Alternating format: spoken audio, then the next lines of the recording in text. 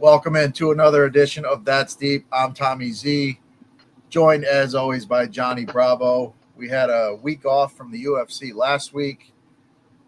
Getting back into it with this France card. It should be a solid card. We've got a semi-earlier start. I think it's 3 my time. No, 12. So yeah, what's up? 12 your time. 12 my time. Okay, yeah. See, I'm all off. So it's been a crazy couple weeks for me. So I got to be honest, I am not coming in here as prepared as I normally am. So this is kind of going to be a Johnny show, and I'm just going to be hosting for the most part. But we're here putting on the show. We got NFL back. We've got college football back. We got a lot of action going on, NASCAR, everything. So we're here to make money. We're here to have fun. And with that, Johnny, how you feeling? How was your week off? Did you watch the Misfits card? Did you watch all the extra fight promotions that were out last week? Yeah, watched the Misfit card, seen Tony Ferguson get his win, and Luke Rockhold get sent to the Shadow Realm. So that was nice. That was and then new week, football's back, NFL. You know, had a good night last night, first game, and we got another game tonight. Looking good. We still got fights to break down, and I'm locked in, ready to go. All right, let's do it. Our first fight on the card is in the women's strawweight division. We got Shauna Bannon taking on Sam Hughes. Shauna Bannon, you know, I've cashed a couple tickets on her, but she's not the greatest. She definitely has some holes in the game. Sam Hughes, you know, normally she's the type of fighter you want to bet as a dog. She's a pretty decent-sized favorite here. But, you know, I guess for good reason. You know, she's got a relentless pace. She's tough. She's durable. You know, just nonstop. What are your thoughts on this one? Yeah, this one, this is a low-level women's MMA match. And, like you said, Hughes, she's minus 350, right, I've seen. So, yeah. I mean, should she be that big of a favorite? I don't know. But I think Bannon is just absolutely terrible. I guess she kind of has a kung fu stance, striking style, but she's not the greatest. Pooja Tomar rocked her and dropped her in the last fight, and then somehow she luck boxed into an armbar because Pooja just has no fight IQ. And just other close fights, and then she's got some losses too, and she just hasn't looked great. And Hughes is kind of just that junkyard dog. She's going to come forward. She's going to press you on the cage. She's going to throw volume. She's going to take you down. She's going to wrestle. She's well-rounded. Yeah, should she be minus 330? Probably not, but I think she should probably easily win this. Probably dominating decision. Yeah, I agree. When I saw the fight booked, I was like, yeah, Sam Hughes is the side. Obviously, the money line is not great by any stretch. But, Sam Hughes by decision, Sam Hughes, with overs, maybe that's the way to go. I don't mind the minus 3.5. The minus 3.5 is minus 3.5. I don't really see a spot where Bannon can really do anything to her. She's got that kind of tricky, karate style that can be, and she does have some decent striking. It's not like she's terrible, but Sam Hughes just kind of comes forward and, she'll take a few shots to get in and land a few. So, I like Hughes. I did throw her in a parlay. I've got her tied. What did I tie her to? I tied her to something. I think 4 catches for McConkey in tonight's game, which was right around even money. So I've got that. But I think Sam Hughes she's the side, and just you go overs, minus 3.5 maybe. But yeah, I like Sam Hughes. I think she probably wins a decision. All right. Our next fight is in the welterweight division. We got Andreas Gustafsson taking on Renat Fakhretdinov. This is a somewhat close fight. I mean, Fakhretdinov, he's a good wrestler. I'm not really sold on him overall. I don't think his cardio is the greatest. But he does. If he gets the wrestling going, he can be a problem. What are your thoughts on this one? Yeah, this should be a banger. I'm really looking forward to this one. I mean, I don't see how this fight isn't like a war. I mean, we've seen Fakhretdinov kind of like recently not. I mean, he's getting wins. I mean, the robbery win over Liao, and then he's just always the cardio seems to fail him. He's a good 2-round fighter. And the grappling is good, but can he control and hold down Gustafsson? I'm not so sure. Gustafsson's a big, strong guy. He's going to want to push you up on the cage. He's going to want to land dirty elbows, make it grimy, wear on you. And I just don't. I think this is going to push Fakhretdinov's cardio. And we've seen a lot of these close fights this guy's in. And I think Gustafsson is probably going to be doing a lot more work here and just making it dirty, grimy fight, But Fakhretdinov he does have power in his hands. The striking isn't the greatest.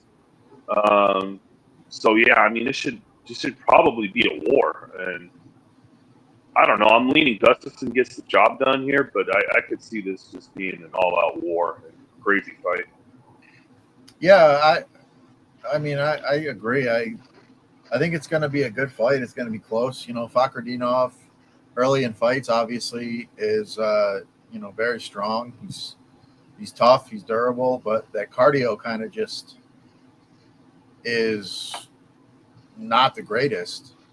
And yeah, I think in this fight it's going to be a tough fight, and they'll be back. It could be another like 10-8 situation, like the Zaleski Dos Santos fight where he won the first two, but he just got absolutely battered in the third round and almost finished. And it was a 10-8 round, and it was a draw. So yeah, and I will say, I mean, I thought Gustafsson. I saw him on the scales. I thought he looked pretty good. He looks like he's in great shape. Looks like he's strong. So, I mean, I expect him to win down the stretch. And yeah, I like Gustafsson to win. Yeah, Gustafsson over 1.5. I mean, I saw him at like minus 115. So yeah, go over 1.5, you probably get it to plus money. But yeah, I mean, I think it's a pretty good scrap. But I gotta fade the cardio of Fakhretdinov here and roll Gustafsson on this one. All right, moving right along here. We've got a middleweight bout between Brad Tavares and Robert Brischek.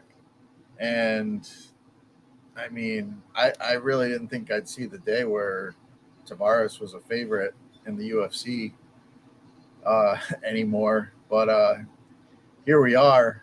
This is a fight that, I don't have as much on Brischek as I would like. This is one I'll probably look at over the next couple days. But, Tavares is a pretty decent-sized favorite here. What are your thoughts on this one?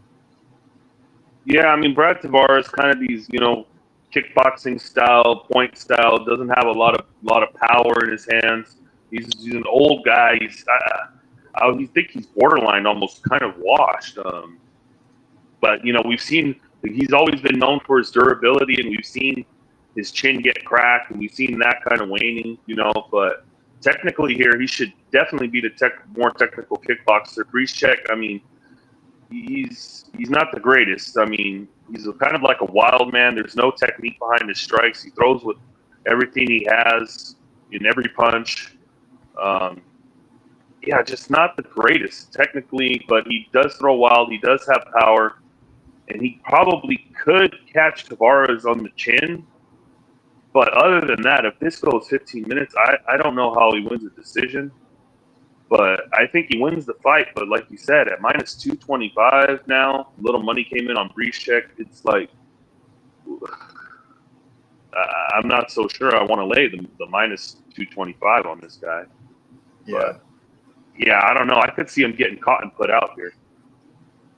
Yeah, that's the thing, man. I've kind of I gave up on him, I don't know, a year and a half or so ago.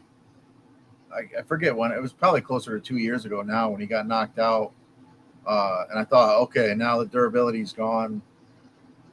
But he's kind of, he's come back. He's shown a little something recently. Yeah, the GM3 fight was a decent performance. Yeah, so I mean, I guess he's still got a little something, and I think obviously anybody can be knocked out at any time. It's just the way it is. It's the UFC, it's MMA, but yeah, I mean, I think Tavares, Tavares is the side here. Maybe bet him with the overs, but maybe look to get a live number in on this. Yeah, it could be. That could be maybe. Yeah, this is one I want to watch live and see. I don't have any confidence in either one of these guys. Yeah, I mean that's kind of where I'm at too. I mean, I think Tavares should win the fight, but again, he's a guy that I faded a couple times recently. So, how much confidence can I really have in him? But yeah, again, this is a fight I kind of want to look at a little bit deeper. But yeah, Tavares, as we speak, would be the side for me. All right, moving right along. Interesting one here in the welterweight division. We've got Sam Patterson taking on Trey Waters. And, Patterson's a guy that he's very skilled. And every time I see him, I remember back to his UFC debut where he got knocked out. And I know it was at 55, so you kind of have to put that out of your mind because he was cutting a little bit too much weight. He got clipped. Overall, he's a very skilled guy. He's got good size. And Trey Waters, he's a guy. I don't know. He's got some skills. I think he's solid, but I'm still not 100% sold on him. I don't know. He's got a good record. He's finding ways to win fights. What are your thoughts here? Yeah, I was high on Patterson when he came into the UFC. I was looking forward to his debut. I would actually bet him against Ashmus, and then it's kind of a disappointing start. But then he's rattled off some good wins. He's looked good, and but still fight on the feet. He does fight. I mean, the Danny Borralho fight was just insane. He starches him, which he was a big underdog there, I think, and. Yeah, I mean, he's looked good. The striking's okay, but he still has that kind of tall man's defense where he keeps his chin up in the air. That's not something you like to see. And we know the chin can be cracked. That the chin problem concern, I think, is valid. But, he's got good grappling. He got good back takes, good subs. He's pretty well-rounded. He's decent besides keeping his chin in the air. And, Waters kind of the same kind of guy, kind of long, lengthy, kind of striker, has power in his hands. Really good technical skills, good power. Yeah, I mean, I kind of lean taking Waters as the dog here, just thinking that he can be the more technical striker. But I put the fight doesn't go in a parlay. I like that. So I had the fight doesn't go with Alcaraz earlier. So, yeah, I think there's definitely violence here, whether Patterson gets knocked out or he knocks Waters out or finds a sub. I don't see this fight going, but yeah, I lean taking a shot on Waters money line, but love the fight doesn't go in the unders and parlays. Yeah, I like that. I like that a lot. All right, moving right along, we've got a fight in the lightweight division. We've got Harry Hardwick taking on Cowie Fernandez. This is another one where I just haven't had time to break this one down. So I like Fernandez. I think he's a pretty solid fighter, but I don't have a strong take on this one. What are your thoughts here? Yeah, I mean, I've been kind of impressed with Fernandez, in his last couple of fights. He's getting a late replacement here where he was a big dog against Ziam. So, and then now he's getting Harry Hardwick. Yeah, he was supposed to fight Ferris, where he was like a plus 200 dog.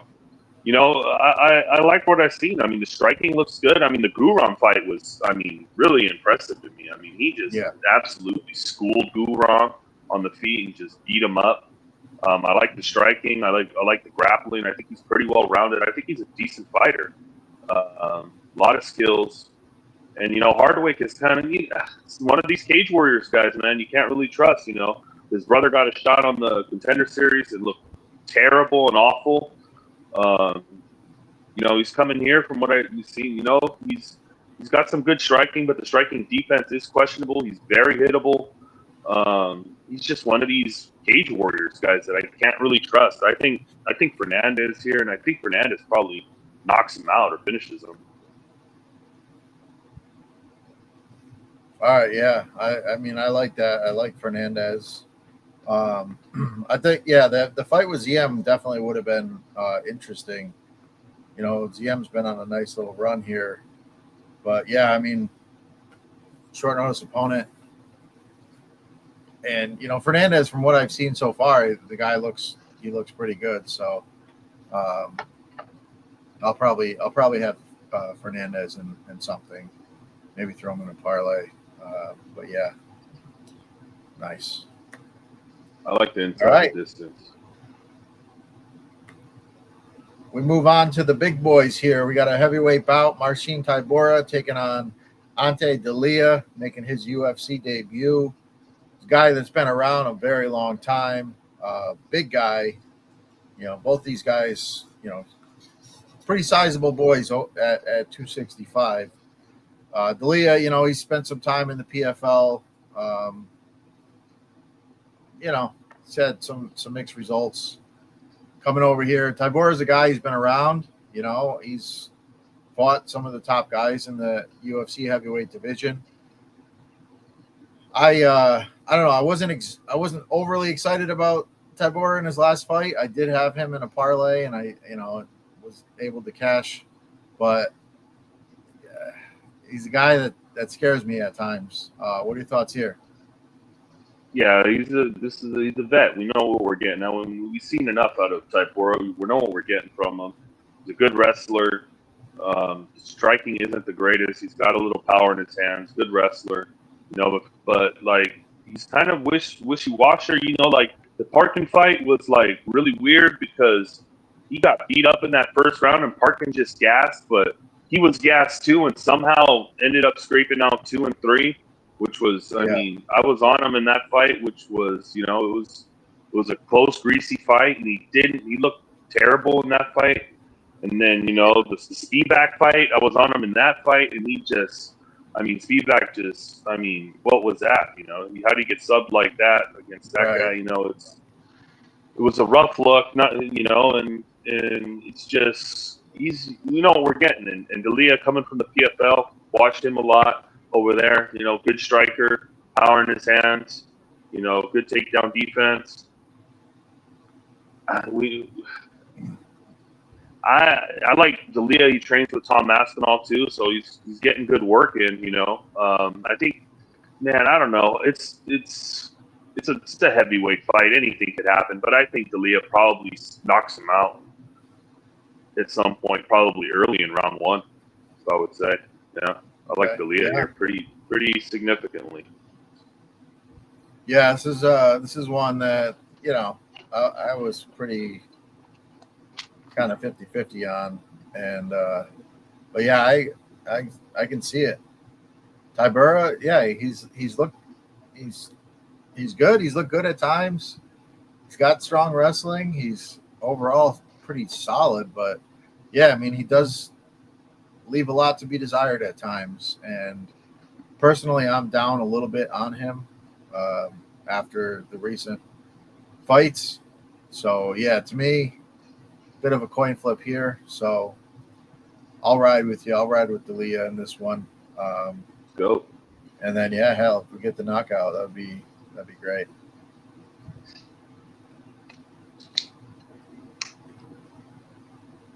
All right, moving right along here. We're in the light heavyweight division. We got Omar Sy taking on Bredison Ribeiro. Ribeiro's a guy that, he's another one of those kind of pretty explosive dudes, but, he's got a lot of holes in his game. Omar Sy, overall, pretty solid. still not 100% on, what the ceiling might be with him. But what are your thoughts here? Yeah, I mean, it was just the worst probably performance I've ever seen. Like, just no fight IQ in the Menafield fight. It was a terrible fight. He was a big favorite there. I was on him inside the distance. I mean, he couldn't even get it. We were on his takedowns. Couldn't even get it. He didn't even shoot a takedown. He got one takedown in that fight. It's like he wants to strike, and he does have power in his hands, but he has a big advantage here in the grappling realm. Or if he gets this guy to the ground, he could get this guy out pretty quickly by sub or ground and pound. It's just whether he wants to wrestle or does he want to mess around on the feet. You know what I mean? Yeah. Because Ribeiro has 0% takedown defense. He's never stuffed a takedown in the UFC. So the game plan would be to take this guy down, grab his neck, or pound him out. You know what I mean? But, Ribeiro, he's got no chin either. The chin is non-existent. You know what I mean? He got that fluky win over Dyer Nordije. We've seen already that guy is just absolutely dreadful. You know what I mean? Ribeiro does have power in his hands, and I mean, if he hits you on the chin, then you're gonna go down if you hit him in that first round. The cardio isn't great. The cardio is probably terrible. And yeah, he's got that 5-minute power bomb in his hands that he could land. But I see going the easy route here and just taking him down easily. I mean, if he doesn't, then this guy needs to be cut immediately. If you don't shoot in right away and just take this guy down, he needs to be cut because there's just an easy path here. I think he gets it done inside the distance. I'll be honest, inside the distance.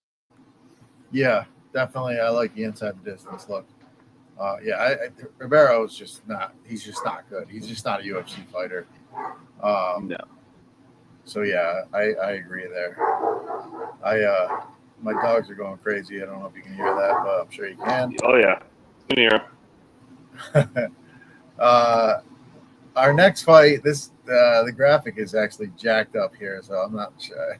We got William Gomez taking on Robert Rotula. I don't know why Rotula's head is absolutely massive here, but this is another fight that. I know Gomez. I like Gomez, but I don't have a whole lot on Rotula. What are your thoughts on this one? Yeah, Gomez, kind of one of these French technical kickboxers, point fighter. All his fights are close.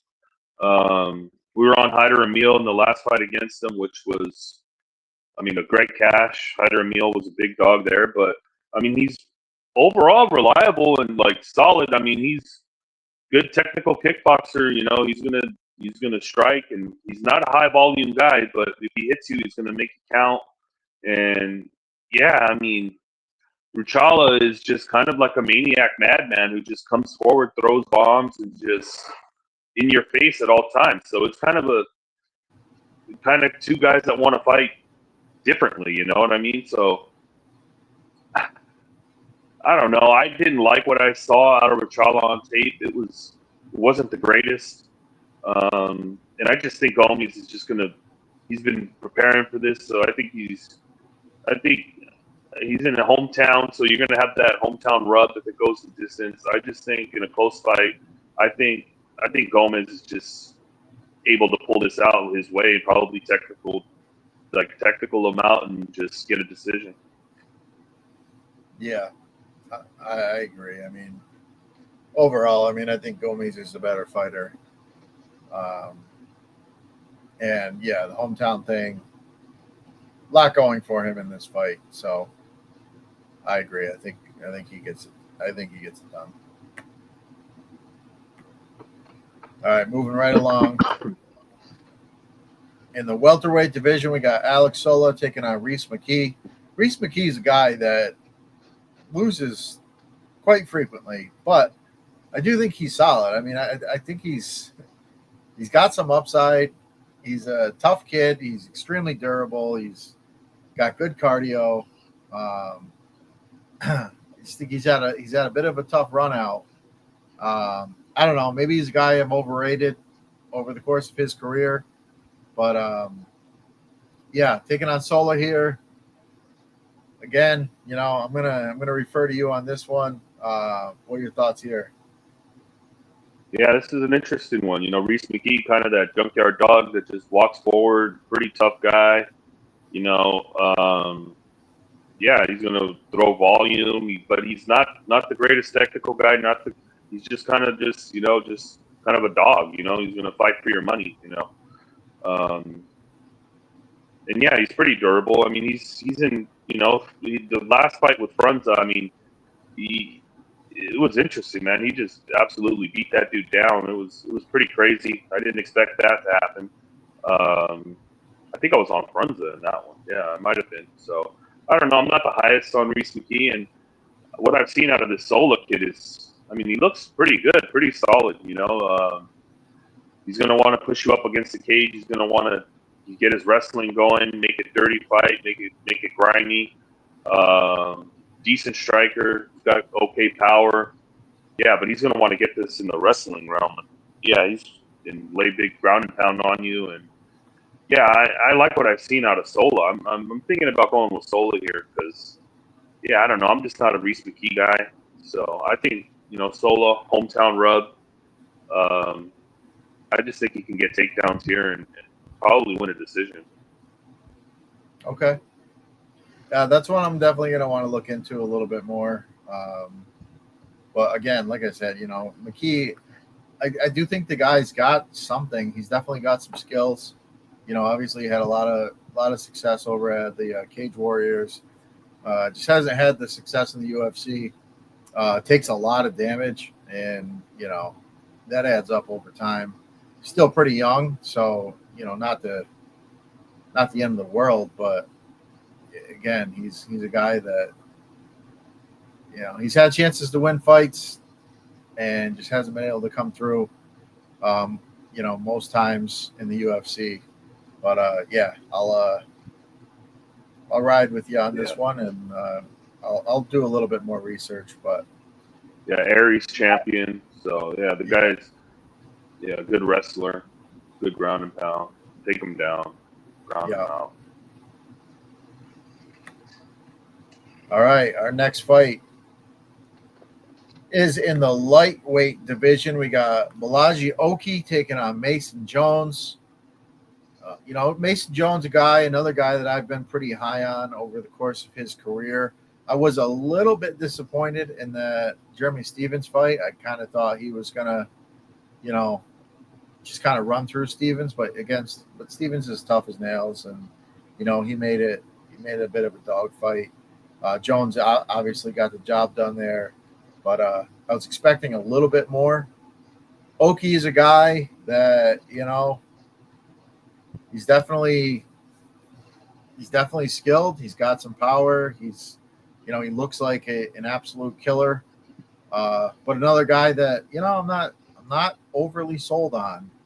What are your thoughts on this one? Yeah, I was high on Oki coming into the UFC, and then because he had that crazy knockout on the Contender Series, and then he came in and thought I don't know, the power just hasn't really translated. I mean, I guess he came in the Kwamba fight, close fight with Kwamba, and then Chris Duncan subs him pretty easily. And then as the Aswell fight, I mean, that fight was super close too. That was kind of a war, Yeah, but he's a well-rounded guy, explosive guy. It's I would say the power's there. He just hasn't translated or shown. Yeah. But he's a decent guy with some potential. And Mason Jones, I've always kind of liked Mason Jones. He's kind of a junkyard dog, well all around, just a good fighter. Just well-rounded. Tough run out initially. In the UFC. A lot of close fights. And yeah, since he came back. Jeremy Stephens fight maybe wasn't the best to look. He probably should have finished Stephens, but I mean, he kind of just went in there and went to go to war with him, which was interesting game plan. Yeah, I mean, there's a clear path for Mason here is to try to get some takedowns. Even though Oki's takedown defense is pretty decent, but I think Mason could get some takedowns here and get some control time and yeah, I like Mason Jones here. Yeah, me too. I just think he's a tough overall fighter. He's got good skills. He can go to war with guys, and we've seen it a few times in the UFC. And I just think overall he's got the durability. I mean, he could get cracked and get rocked, but he'll hold up decent. And overall, I just think he's at this point in their careers. I think he's just the more well-rounded of the two. So yeah, I like Mason Jones here.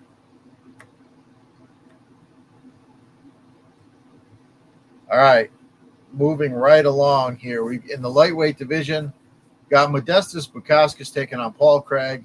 Paul Craig's a guy that I've always had a soft spot for. I bet him on multiple occasions. Sometimes when I shouldn't have, but sometimes he comes through. And he's cashed some pretty sizable tickets for me. Taking on Bukauskas here, who's definitely the much better striker. He's a big dude. He's overall, he's not the greatest of fighters, but he definitely has a skill set that could give Paul Craig problems. I mean, at this point right now, I just, Craig can't really trust the chin. Can't really trust him to get takedowns. I mean, he grabs onto you and drags the fight to the ground. Obviously, he's live for a sub at any point, which is why I've always kind of, been a bit of a Craig backer. But yeah, it's a tough matchup here. He had a weird finish to his last fight. It was on bottom, through the up kick, and then there was the acting job or the non-acting job. Who knows, what you want to call it, from his opponent, and that ended in a no contest. But what are your thoughts on this one? Yeah, Paul Craig is just terrible. I mean, he's not very good. He's pretty much done. I don't know why they gave him another contract. It's pretty crazy, that they would sign this guy. But I don't know. The last fight, he got the upkick and the acting job. Yeah, okay, whatever, But I mean, he has no chin. The striking is terrible. He cannot get a takedown. He's just going to flop to his back if he's hurt and try to get you to go down to the ground with him. There's just nothing much there anymore. The guy is just done. But they brought him in here, and Bukauskas is, I wasn't really initially a Bukauskas kind of fan, but I mean, he's kind of won me over with some pretty decent performances lately. He's looked pretty good, Kudalaba fight looked good, and he looked pretty decent. The striking's there. He's kind of low volume, but the power I wouldn't think, but he's gotten a couple knockouts recently, so yeah, he doesn't really have to do much here to, I don't think, to knock out Paul Craig. I think eventually he finds the chin, and yeah, I think this is pretty clear cut here, Bukauskas, and it's probably a knockout. I mean, that's kind of the way I see it, because in all reality, Bukauskas, if he just avoids the ground at all costs, I mean, where's the danger in the fight? He's been subbed once in his career. That was quite a while ago. I just don't think, he's got the striking to just control the fight however he wants to. And if Craig's shooting crazy takedowns, which his takedowns aren't very good, so I mean, he'd basically have to, concede to go to the ground, which I just, why would you do that? I don't. Yeah, I mean, Craig, he hasn't looked great. Even in that fight, he landed the up kick, the illegal up kick, but I thought he was just about to get knocked out too. Yeah, he didn't look good. I mean, he was fighting. The guy he was fighting was terrible. I mean, Borralho, you bet Craig in that one, didn't you? I think I bet Craig sub in that one, just because I thought Borralho was so bad that he was going to fall into something, and he might have knocked himself out. He might have actually knocked himself out when he was faking. But yeah, that fight was a complete disaster, and I didn't like what I saw from Craig, and Yeah, so he's here. Probably see him a few more times, and I just don't. The last like 3 or 4 fights for him just have not looked good. I mean, he got outstruck by Bo Nickel barely, but he got outstruck by Bo Nickel. That was a terrible look. Yeah, Craig just hasn't looked like a guy that can.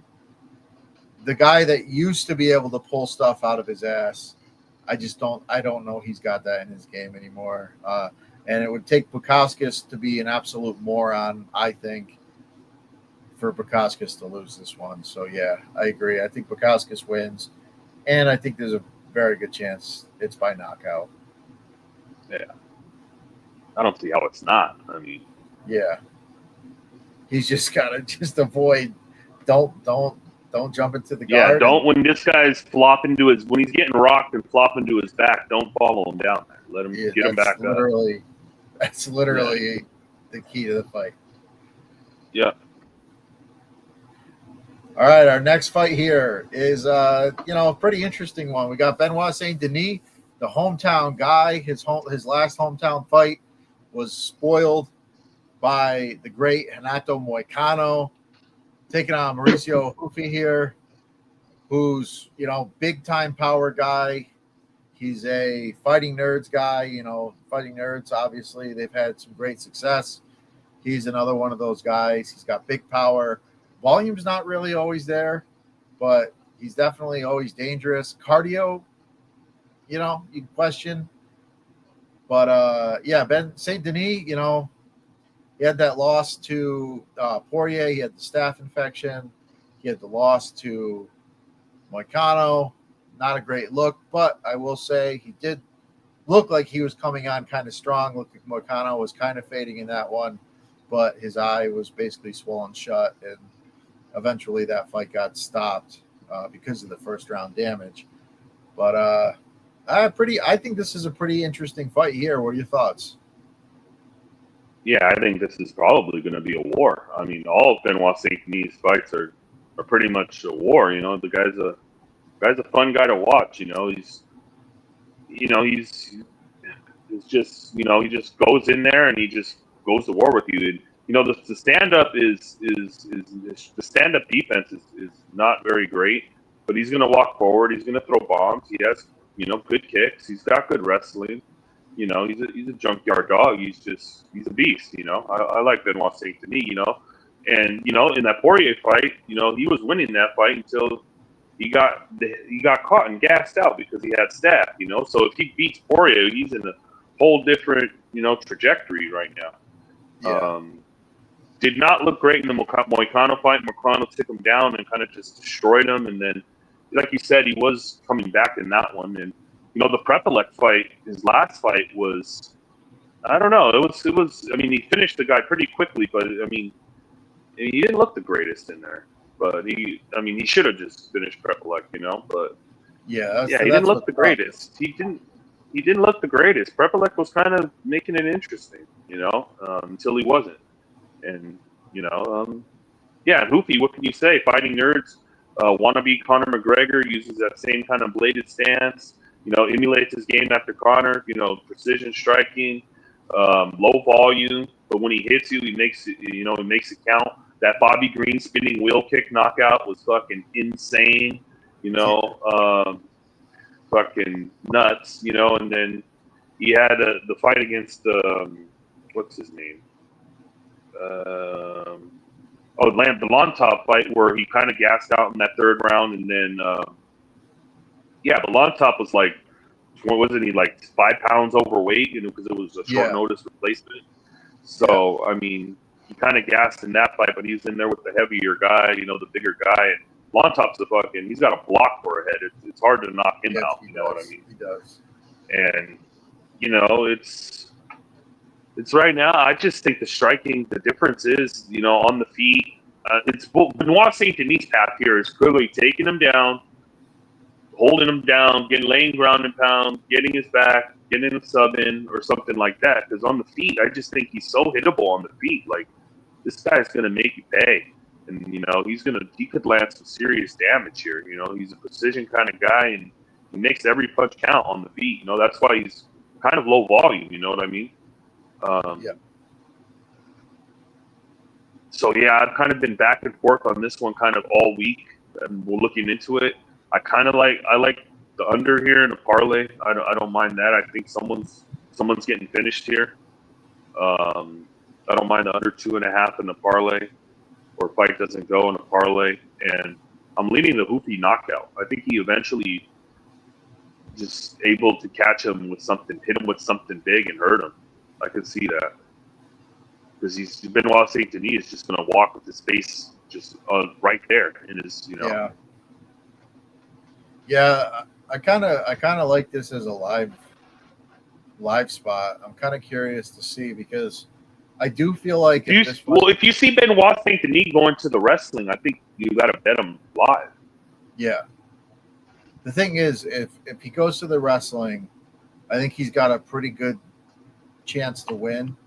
Obviously, he is the hometown guy, so that's going to kind of play in his favor. The cardio, you got to give Benoit Saint Denis the cardio edge. We throw the Poirier fight out. You can't really count that. We know he can take a beating, which is another thing. He could get hurt early in this fight, and if he survives, he's going to come forward.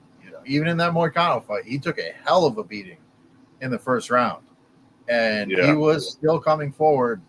And I was on Moicano in that fight, and I was getting pretty nervous. I thought Benoit was going to kind of take over there. It looked like Moicano got tired, and then we saw in Moicano's last fight he kind of got tired as well. So I think Saint Denis was in, he could have been in the driver's seat there, but the damage that he sustained was what ended up finishing the fight. His eye was swollen, and it is what it is. But he's a guy that's going to go out on his shield. He's not going to quit. You gotta put him away to get him out of there. I think if this fight's close after a round, after 2 rounds, I think Saint Denis probably has the advantage. But yeah, I mean, if he gets hurt early and is kind of surviving that first round, maybe a live spot, maybe a live bet. But again, if he gets that wrestling going, he was ragdolling Poirier, and obviously Poirier was pulling for the gilly and kind of gave him some takedowns because he was doing that. But he does have strong wrestling. He's overall a pretty strong guy. But yeah, Hoofy, that power is real too. So if he can avoid some takedowns early and just kind of pick them apart at range, it could get pretty ugly. Coming into this one, I kind of had a slight lean towards Saint Denis just because he is the hometown guy. If he survives the early onslaught, I think, he's got a very good chance to win a decision. And, the volume's going to be on his side. But, yeah, I mean, it's tough. It's tough to bet against the fighting nerds. Hoofy's going to come in prepared, 4 takedowns. So, if he stuffs a few and then just can work on the feet, it can be a real problem. So, yeah, I guess for the purposes of picking a winner, I'll take the dog shot here on Saint Denis. But, yeah, I don't know. I kind of just want to see how the first round plays out. And, I'm not sure I'll have anything into it. Hoopy KO for me. Hoopy. I don't mind it. I mean, the dude's got the power. Saint Denis can be hit. All right. That brings us to our main event of the evening. We've got Nasruddin Imavov taking on Caio Borralho. 2 guys that are on a really nice run right now. Imavov is a guy that, he's looked bad in fights and found a way to keep coming forward. He's got very good striking. He's got good cardio. We've seen him gas out in the past. We saw him gas out against Sean Strickland. That was up at 205. But overall, I mean, he's shown that he's got the ability to fight later in the fights. And, Borralho, again, another Fighting Nerds guy, kind of like the captain of the Fighting Nerds team. Very good grappling, which could play into this one. Striking, he's not, I wouldn't say he's a great striker, but he's definitely got decent striking. I feel like that's coming along pretty well for him. Overall, I mean, this fight for a main event, this is a nice little 5-rounder here. What are your thoughts on this one?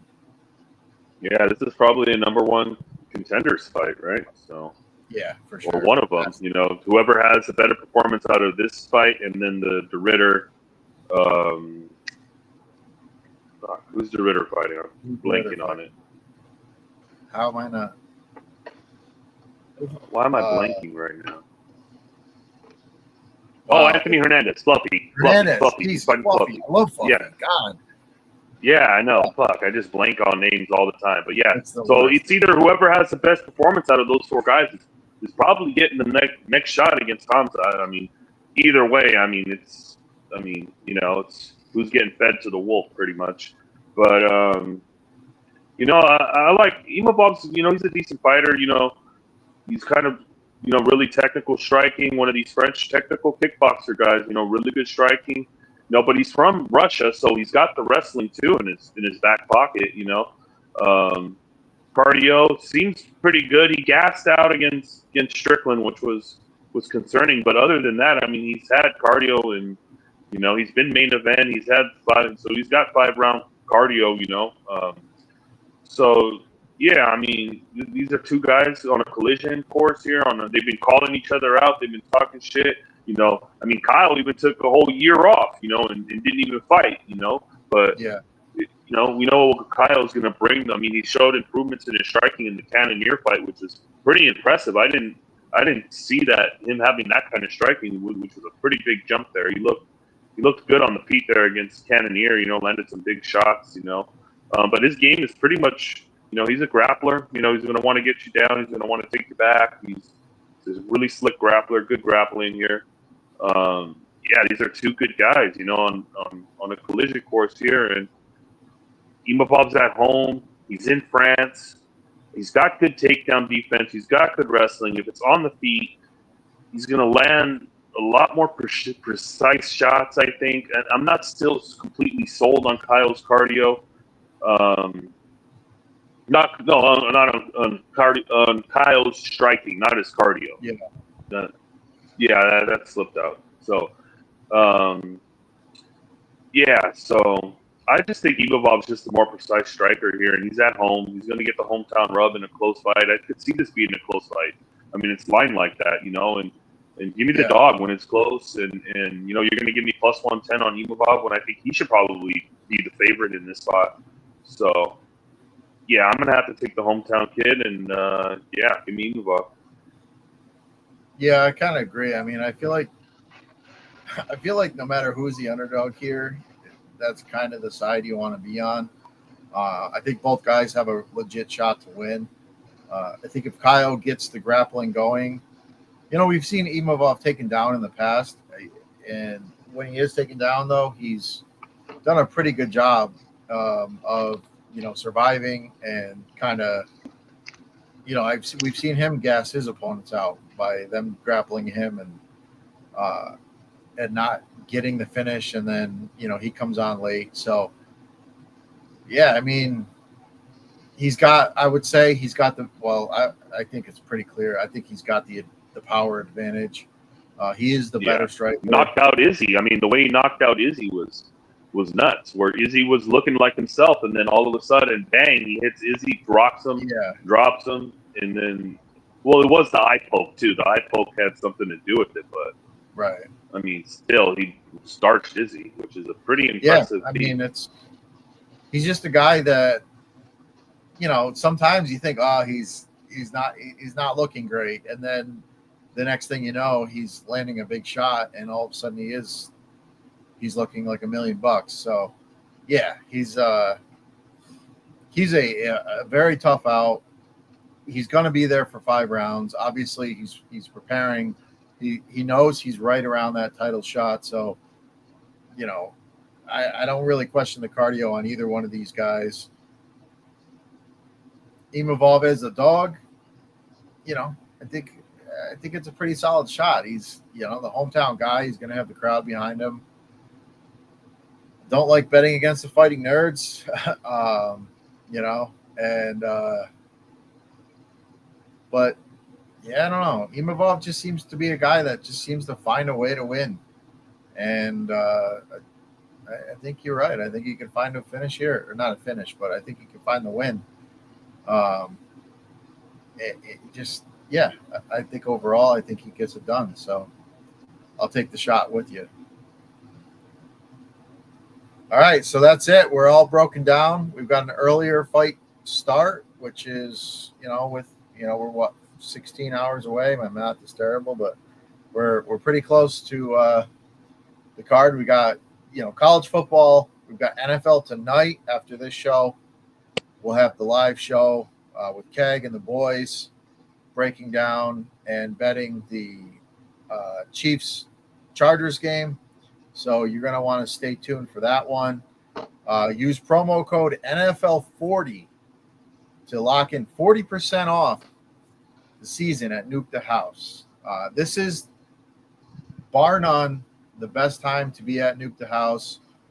We've got NASCAR still going on, but NFL has been our bread and butter here. Keg, you know, if you've been around, you know, Keg's live betting NFL, overall betting NFL, betting player props, absolutely where you want to be. I can't explain it. It's just it's a winning formula, and Keg's been doing it for a long time. He's very good. We got all the boys here: Johnny, Meyer, Diego. It's I don't know what to say. Nuke the House, sign up, get the 40% off. Have some fun with us. The live shows are great. Even when we're not cashing tickets, we're having fun. It's a comedy hour. I mean, you can't beat it. But that's it for us. Johnny, if you got anything else, let us know. Otherwise, we'll get out of here and we'll get ready for. No, that's all. Well, I'll see you in 30 minutes when we go live for the NFL game. So we'll be back. All right. Thanks, everybody, for tuning in. Give us a like, subscribe, send the video to a friend, and we will see you here in about a half hour for the NFL show. Good luck this weekend. Let's cash some tickets.